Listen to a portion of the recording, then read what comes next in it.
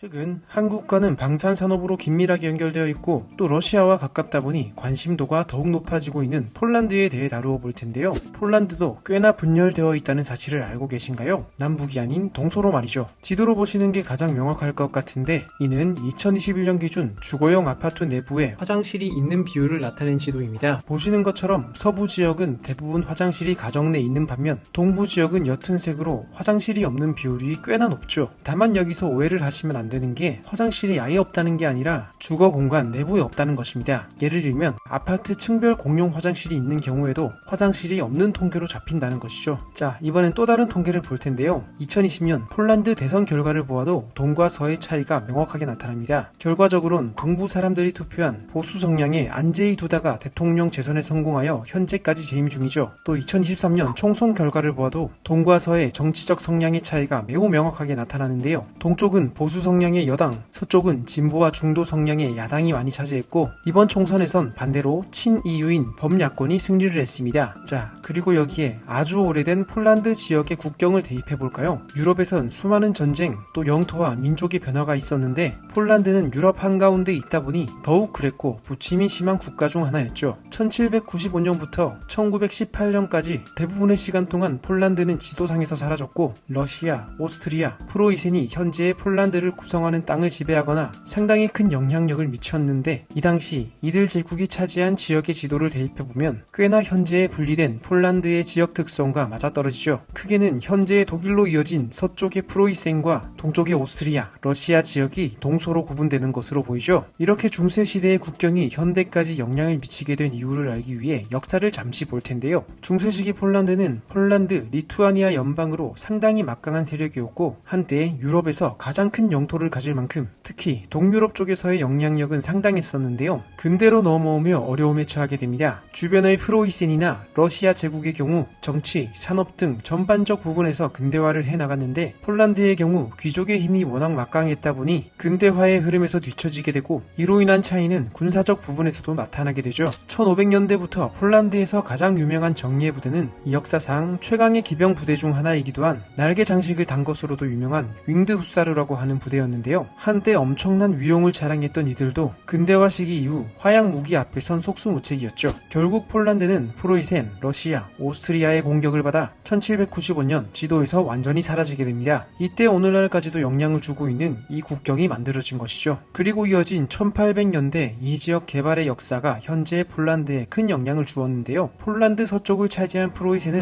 빠르게 산업화를 해나갔던 반면 동쪽의 러시아 제국은 그러지 못했죠. 산업화가 한창 진행되던 1861년까지도 러시아 쪽에선 여전히 농노제가 합법이었다는 게 그를 잘 반증하는 부분입니다. 1900년이 되었을 땐 이미 폴란드 서부 지역의 소득이 동부보다 무려 5배나 더 높았죠. 산업화 진행에 따라 필수적으로 건설되는 사회 인프라로는 철도가 있을 텐데요. 폴란드의 철도 네트워크 부분을 보아도 서부의 철도가 훨씬 더 발달되어 있다는 것을 알 수 있습니다. 과거에도 현재에도 그 차이가 매우 명확하게 보이죠. 이렇게 주변 국가들에게 합병되어 지도에서 사라졌던 폴란드는 1차 세계대전이 끝난 후 민족 자결주의 원칙에 따라 독립을 하게 되는데요. 허나 독립의 기쁨은 얼마 가지 못했습니다. 1939년 9월 독일과 러시아는 상호 불가침 조약을 맺고 폴란드를 침공했으며 이때 독일이 폴란드를 침공한 9월 1일이 바로 2차 세계대전의 시작이었죠. 이렇게 또다시 폴란드는 동서로 분리됩니다. 그리고 2차 세계대전이 끝난 후 폴란드는 다시 국가를 찾게 되는데요. 이때 상당한 인구의 이동이 있게 됩니다. 전쟁의 결과 승전국이었던 소련은 폴란드 동부의 일부를 얻게 되었고 반면 패전국인 독일은 독일 동부 일부 국경지대, 즉 현재의 폴란드 서쪽 지역을 폴란드에게 주어야 했죠. 이렇게 보면 폴란드의 영토는 서쪽으로 이동했다 볼 수 있을 것입니다. 때문에 다시 국가를 찾은 폴란드의 경우 소련에게 넘어간 동부 지역의 사람들이 서부 지역으로 이동을 해야 했고 이로 인해 수백만 명의 폴란드인들은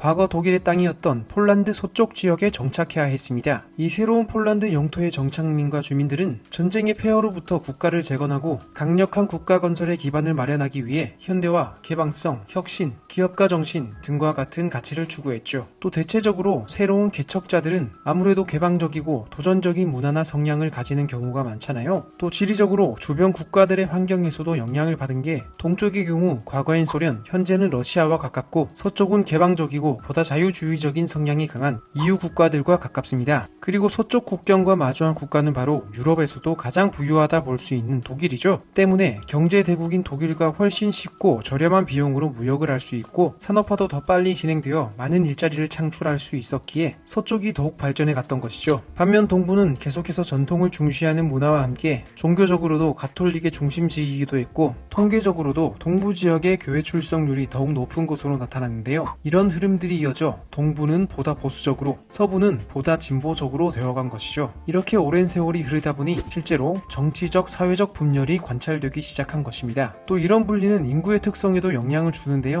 아무래도 서쪽의 인프라가 더 발전하다 보니 특히 젊은이들의 경우 더 높은 수준의 교육과 일자리를 얻기 위해 서쪽의 대도시로 이동하는 경향이 있었습니다. 그렇다 보니 서쪽엔 젊은 인구가 더 몰리는 것이고 아무래도 젊은 사람들이 많다 보니 서쪽이 더욱 진보적으로 동쪽은 그 반대가 된 것이죠. 이러한 도시 발전의 차이를 나타내는 지도를 하나 더 볼 텐데요. 이 지도는 1960년 폴란드의 지역별 전기화 수치를 나타낸 것입니다. 서쪽은 대부분 전기가 완벽히 보급된 반면 동쪽으로 갈수록 절반 이하로 떨어졌죠. 이렇다 보니 경제적 부분에서도 차이가 나는데 아무래도 서부가 보다 산업이 다각화되어 있고 동부는 농업의 비율이 높습니다. 농장의 수를 비교한 지도를 보면 동부의 농장이 훨씬 많습니다. 반면 대규모 농장의 수를 보면 서쪽이 오히려 많죠. 위성 지도로 보아도 확연하게 드러나는데요. 두 지역의 농지를 비교해보면 동쪽은 소규모 농경지로 조각조각 나뉘어져 있는 반면 서쪽은 기계화된 대규모 농업에 적합한 드넓은 들판으로 나뉘어져 있죠. 자, 그럼 여기서 다시 화장실 이야기를 해볼까요? 우선 역사적 과정 속에서 폴란드 동부는 도시화가 덜 진행되었고 그 말은 시골의 비율이 동부가 높다는 것입니다. 그리고 1차 세계대전 이후 독립했을 당시 폴란드는 의료 생활 수준 향상을 위해 정부 차원에서 화장실 건설을